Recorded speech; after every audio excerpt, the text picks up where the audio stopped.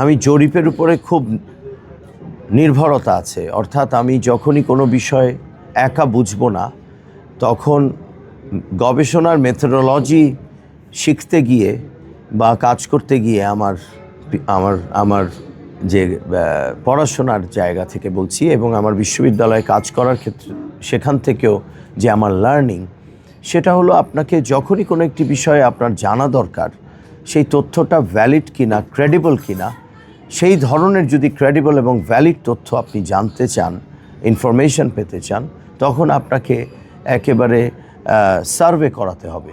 তো আমার সার্ভে আসলে বহু বছর ধরে চট্টগ্রাম নিয়ে আছে।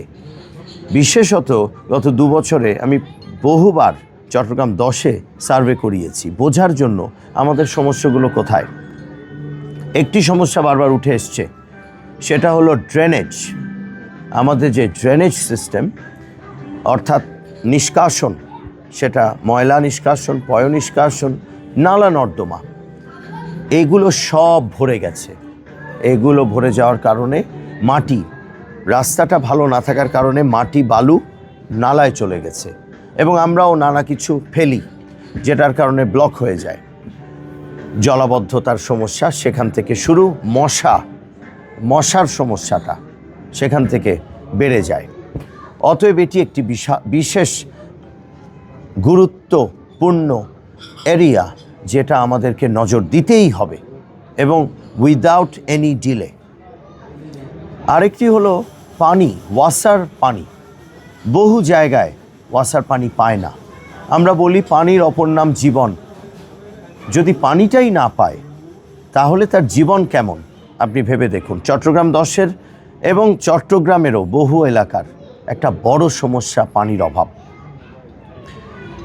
আরেকটি সমস্যা সেটা চাঁদাবাজি এবং কিশোর গ্যাং। এই দুটো বিষয় জিরো টলারেন্স পলিসি নিতে হবেই হবে। চাঁদাবাজি আসলে আমাদের যে সামগ্রিক অর্থে বাংলাদেশে আমরা দুর্নীতির কথা বলি, সেই দুর্নীতির মন মানসিকতা থেকেই চাঁদাবাজ তৈরি হয়। অতএব এখানেও কিছু সামাজিক গণজাগরণ, সামাজিক আন্দোলন, সাংস্কৃতিক গণজাগরণ, সাংস্কৃতিক আন্দোলন, এগুলো তৈরি করতে হবে এবং সেখানে নেতৃত্ব দিতে হবে সমাজের প্রথিতযশা অথবা সমাজের বিভিন্ন শ্রেণীর মানুষের, যারা একমত যে আমাদের সমাজকে আমরা সংস্কার করব কিনা, আমাদের সমাজ ব্যবস্থায় আমরা কিছু পরিবর্তন আনতে চাই কিনা, আমরা কিশোর গ্যাং থামাবো কিনা। শুধু আইনি প্রক্রিয়ায় কিশোর গ্যাং বা চাঁদাবাজি থামানো যায় না, তাহলে তো কঠোর থেকে কঠোরতম হয়েই আইনের প্রয়োগ এনেই সব খারাপকে ভালো করে ফেলা যেত।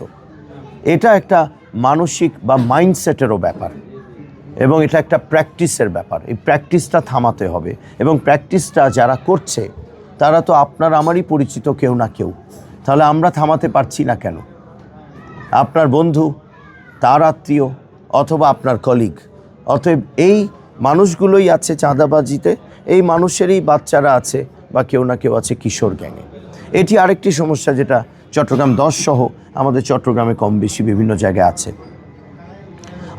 আর আছে আমার সরকারি হাসপাতালের কথা আমি বলবো, তবে সরকারি হাই স্কুল, ভালো মানের হাই স্কুল। প্রাইভেট স্কুল তো সবাই করতে উদ্যোগ নিতেই পারে, কিন্তু সেই স্কুলে তো আমার চট্টগ্রামের 80% সাধারণ মানুষ, চট্টগ্রাম 10-এর, তারা তো পড়াতে পারবে না।